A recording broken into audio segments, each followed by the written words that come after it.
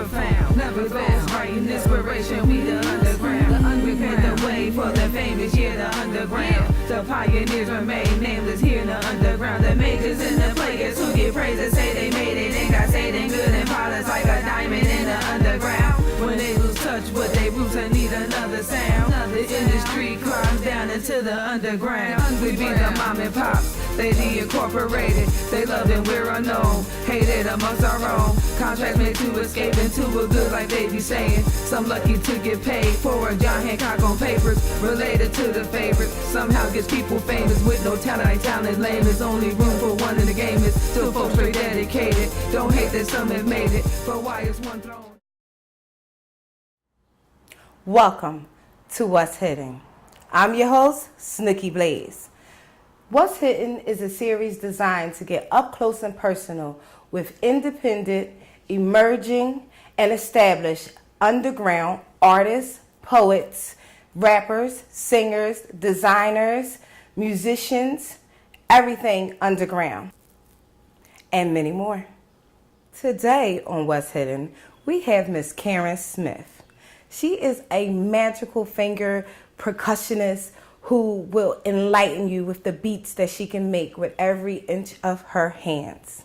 Born and raised in Brooklyn, New York, she migrated to Philadelphia and has been blessing us with her musical skills ever since. She has turned from just a percussionist to a poet and now into a playwright and director. One of her plays is the legendary Legacy. When we come back from checking out one of our independent artists, we'll have Miss Karina Smith here on our couch. You're watching What's Hidden, and I'm your host, Snooky Blaze.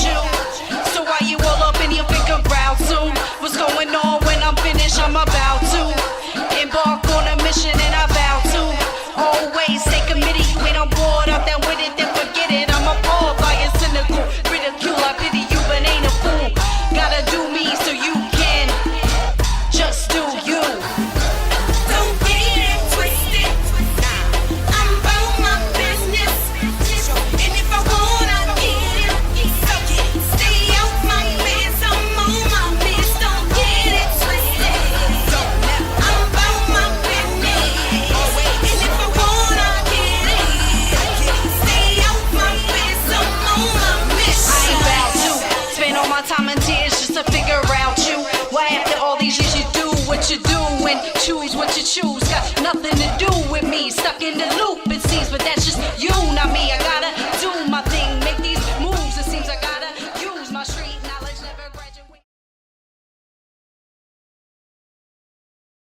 And like I promised you guys, Miss Karen Smith is here on the What's Hidden couch, and she's going to bring us all the awareness of all the things that she does in her career. Oh, wow. All of it, huh? Yes, all of it. So my first question to you is, when did you have the epiphany that being a percussionist is something you love and something you're going to pursue? Something I love and pursue. It started as far as something that I thought about. Probably I've been 10 years old, but to pursue it came much later, so maybe somewhere in my 20s. I'm only in my 30s now. But yes. In my 20s, I started kind of leaning towards, I think I got my first drum when I was about 19. I didn't really embrace it till later on. And then it got stolen before I moved out of the city of our wonderful New York City. And came to this wonderful brotherly love city. Yes. Sisterly affection. And from there, somewhere along the line, I got my first djembe, which is this one I bought myself. All right. And I embraced it. By the time I got this djembe, I had to embrace it. So that might have been Philly did that. Did you buy it or was it constructed it. for you? You bought it? I bought it, yeah. All right. And this is it. This is the That's first the baby? That's the first baby, yes. Isn't she lovely? Yes. She's a little shy, though. She might not say anything. You have extended yourself so far as to where now you even work with youth. Yes. Can you tell us about that? I love working with youth. I think that it's very important to give back. Whatever you have, you need to share it, and the youth are our future. So, like someone shared with me, I want to give back as well, to males as well as females. All the things that I've learned in my life. So since I don't have children, I do a lot of volunteer. I do a lot of programs. I work with a lot of different programs as well. That's youth-centered, from anywhere from the ages of 5 to 18, 19 years old. Really? So I think it's like I said, the arts is very important. It sure it's is. a very strong It sure is. part of self-expression. So especially since they're taking it out of schools these days. Yes, they have. Which gets me a lot of independent contract work because they take it out of school. So So it works for you because it has worked for me in that way, but I don't think it should. I still don't think it should be a non-existent program. Definitely. I think they It's not really an did a option. disjustice to our children Yes. by taking the arts out of schooling. Can I drink this? It's Is this mine? yours. What's that floating around? Ice. Okay. All right. It's just ice. Okay, my next question for you is, you pursued playwriting Yes. and you're a director. Yes. Your latest play that you've put out is Legacy. Legacy, yes. Tell us about that. Legacy was an idea created by two brothers who have a production company called Childhood Lost. And they came to me and asked me, would I be interested in writing a play based on their idea, and it would be called Legacy.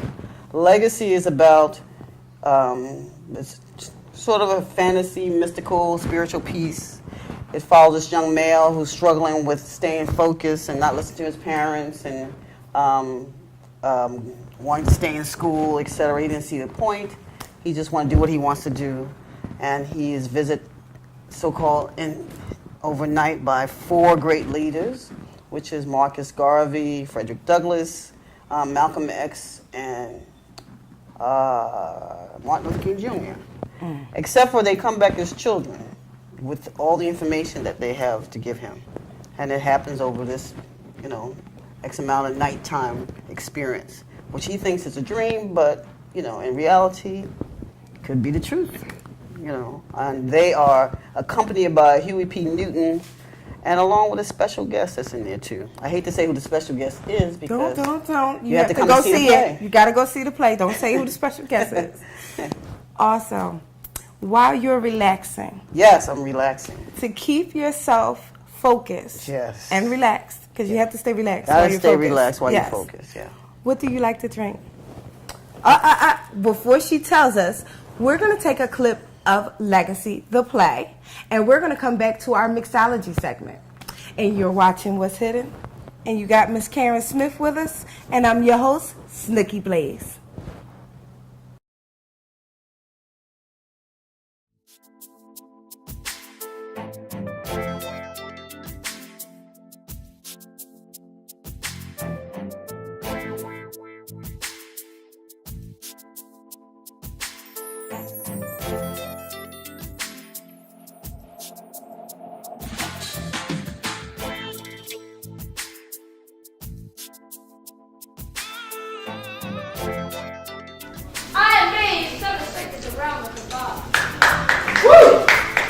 I was a leader who believed we, as African Americans, needed to decide empowered. I was nominated without my own knowledge or consent. Nothing campaign. If I said anything that understood you, it indicates my having the patience that allows Mixology.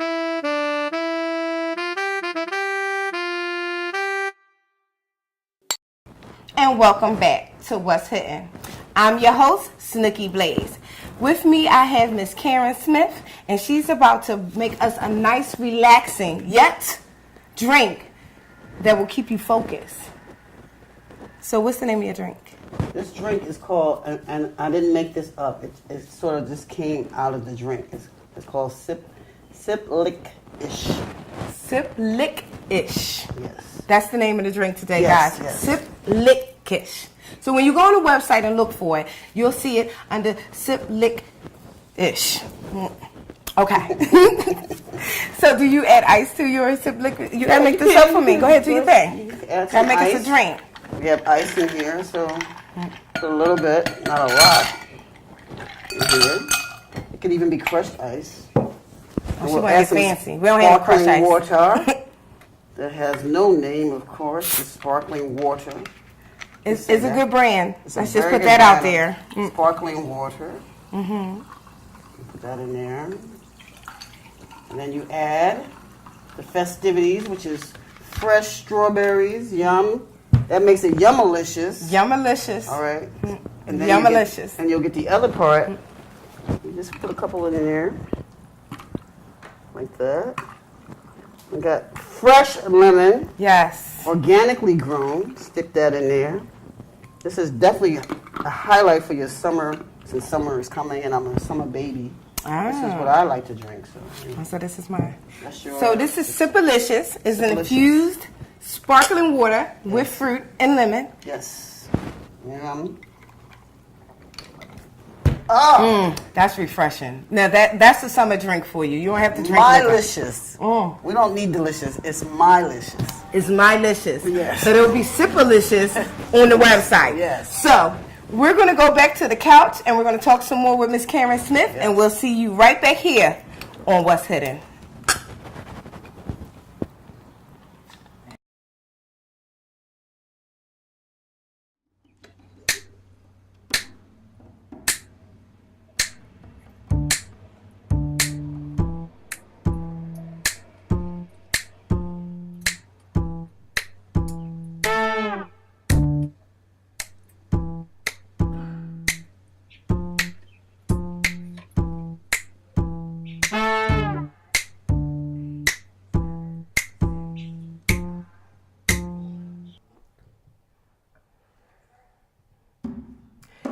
Yes, I'm going to keep you going from the north.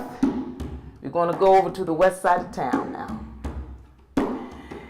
You see, south of Market Street was considered the creamy side of town. White folks lived in Cobb's Creek. Yes, they did. But no matter, when Saturday night came around, from the most to the least, everybody headed to 52nd Street. Let's see. We can go to the number clubs, the 421 or the 366, and then I'll work our way to Gus Lacey's. He owned third base, pressed through the nines, known as Mr. Silk. People were dancing and sipping that smooth brown liquor taste. Then we'll stop by the Coupe de Ville, 52nd and Spruce. Street game skills and romantic thrills fuel the atmosphere that is hot, funky, and loose. See, you can't hear the music for the chatter. You had to holler to talk over the noise. Oh, by the way, if you get hungry, it doesn't matter because Fufu Ready got a shop nearby. Oh, he got the best steaks in town called the Mama Jamma. And please don't forget those side order French fries. Yeah, good times. Now, if clubs aren't your thing and you'd rather go to a dance, we can stop by the Adelphi and we can check out the local band. Jimmy Smith may bring his Oregon sound, or perhaps Bobby Felder stop by in town. Now, after we leave there, I'm going to take you to another spot. It's called the Round Table, 60th and Walnut. Yeah. Profiling, finger popping, and shaking their stuff while somebody is fanning their behind. You remember how we did? I don't think this floor can hold out too much longer with 1,000 feet stomping out that Madison line. Good times. So get on your glad rags. Let's go to the Imperial Ballroom. 60th and Locust. 350 will get you in. Every table with chicken ribs, brown paper bags of scotch, bourbon, rum, and gin. I see them now. They're doing the Continental and the Philly Slop. The in crowd was the #1 hit. Ramsey Lewis put it out. Folks was stepping and dipping and twirling around. By and by they backing it up and they hitting the ground. Hugging and kissing with folks they had no right. But it was all a part of the good times on a West Philly Saturday night, the West Side.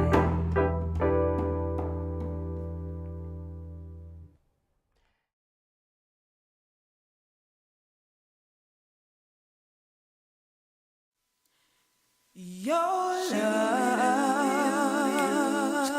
loving takes me to a place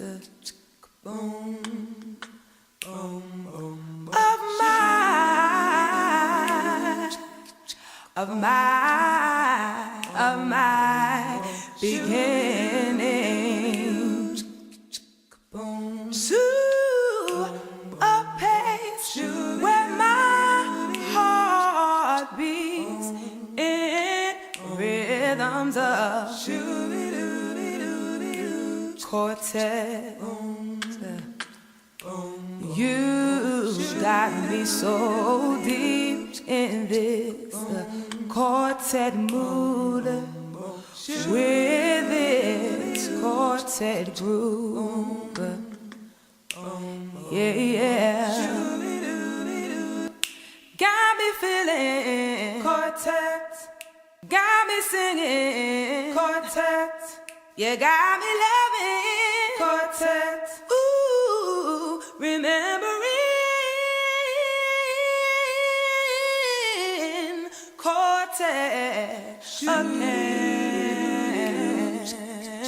Boom,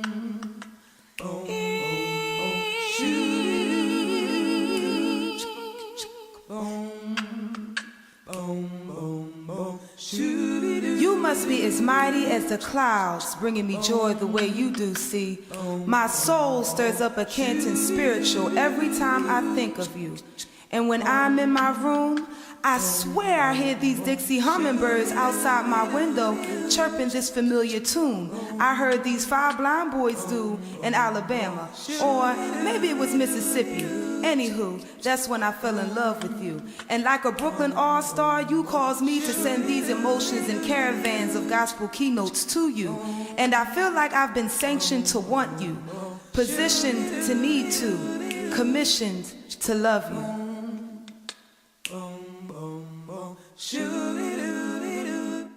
Got me feeling quartet. Got me singing quartet. You got me loving quartet. Yes, remembering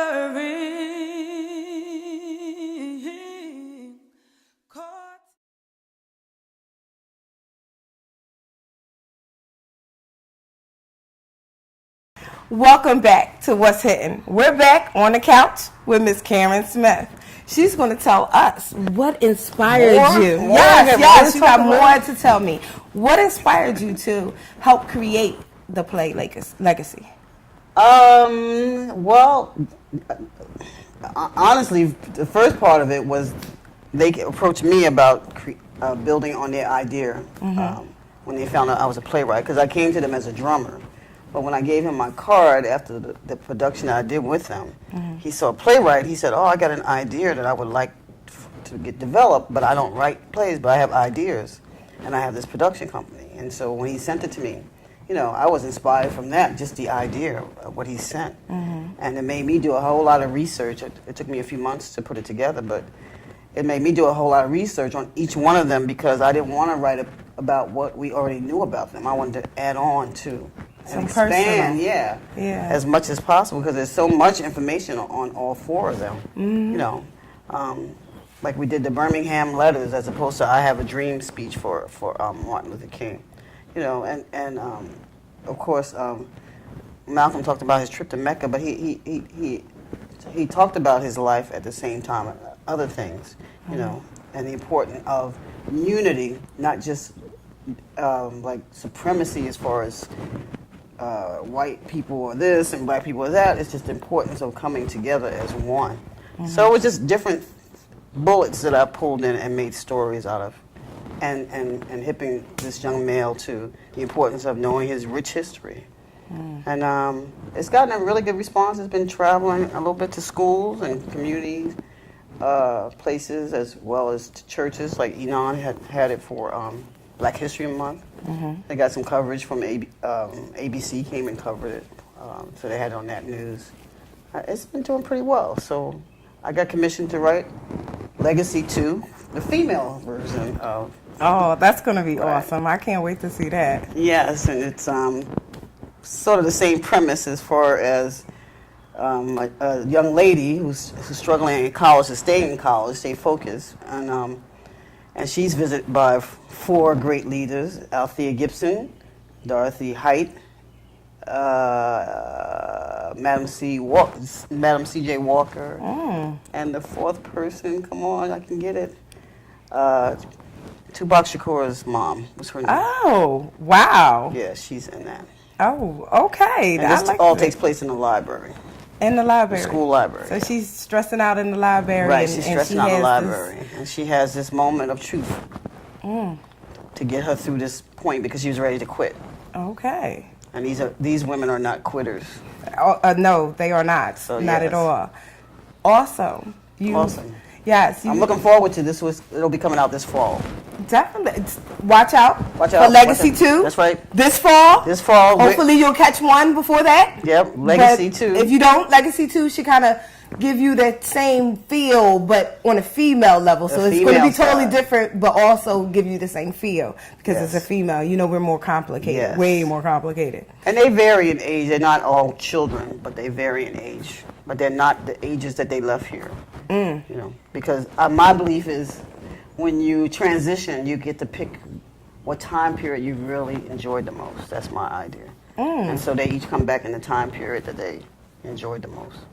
That's interesting. I can't wait. It is. So it's called Legacy 2, Where Are the Tubmans? Because they talk about Harriet Tubman in this. Yeah, where are the women that stand up and fight and will take their life to help someone else? Where are they? Where are they? So. You've also done the Breast Dialogues. Yes, I got a chance. Which was a conference, in a sense, right? It was a conference. It was workshops. It was music. It was dance. It was all the arts infused in the whole healing process of dealing with being diagnosed with breast cancer. My sister was diagnosed with breast cancer and died in 2007. And from that point, I utilized the arts for myself to kind of go through the healing process of losing her and dealing with all the different things that come along in that time. And I wanted to I guess, demonstrate this for women who are, and families who are struggling with this particular issue.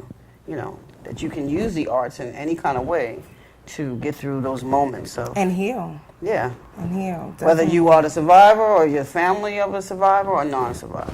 Yes. Yes. So it was for everybody to come. So it was the concept went really well. You know. It was definitely well received in that way. Oh, I'm glad for you. Yes. I know it's a very powerful conference. We're going to take a break. Great. And we're going to check out a clip from an independent artist, and we'll be right back to What's Hidden.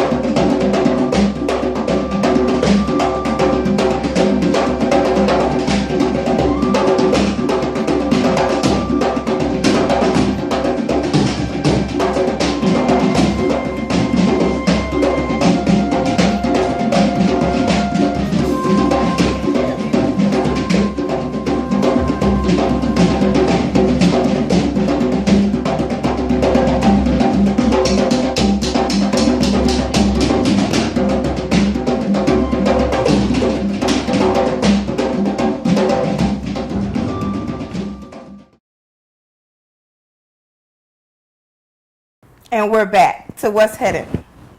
Miss Karen, before you leave us, Leaving. I would I'm love never for leaving. you- I'm staying You right know, here. okay, she's going to I stay feel like after I'm in the y'all. comfort But of she's your home. leaving What's Hidden, but she's going to stay and chill with me and the production staff. So that's none of your business, though. But Miss Karen, tell them where they can find you and where they can find your music. You can find me on Facebook for sure, under Karen Smith, or Sisters Laying Down Hands, which is another group that I have, or Weez the People, WEEZ, the Peoples, and as well as under my own name. Instagram is Miles of Ella 2, and also you can send me an email by 3divas3 llc@gmail.com. Okay, now you know where to find her. Yep. If you need some music, some playwriting skills, a little directing, Something. she's all into everything. And even if you need fitness training and Oh, that's right. nutrition I do that. training, she does it all. So give her a call. She'll get your body right, your mind right, get you writing some stuff, and she'll play some drums in the background while you getting it together, because that's how awesome she is. This was What's Hidden. I'm your host, Nikki Blaze. Miss Karen Smith done blessed the couch. Hey, Okay? She blessed Clouds is blessed. Right, it. And we'll see you back on What's Hidden. Deeply hidden that was never found. Never found. Writing inspiration, we the underground. The underground, the way for the famous, yeah, the underground. The pioneers remain nameless here in the underground. The majors and the players who get praise and say they made it. Ain't got say they good and polished like a diamond in the underground. When they lose touch with their roots and need another sound, the industry climbs down into the underground. We be the mom and pops, they the incorporated. They love and we're unknown, hated amongst our own. Contracts made to escape into a good life, they be saying. Some lucky to get paid for a John Hancock on papers, related to the favorites. Somehow gets people famous with no talent, like talent lame. There's only room for one in the game, is still folks straight dedicated. Don't hate that some have made it, but why is one throne? Just saying there's millions born with patents, hidden real deep in the underground. Tons of talent deeply hidden, some was never found. The ghost writing inspiration from the underground. The pioneers remain nameless in the underground. The majors and the players who get praise and say they made it, and got say they good and polished like a diamond in the underground. When it was touched with they roots and need another sound. The industry climbs down into the underground. First is the freedom missile, turning the jewels predestined. The struggle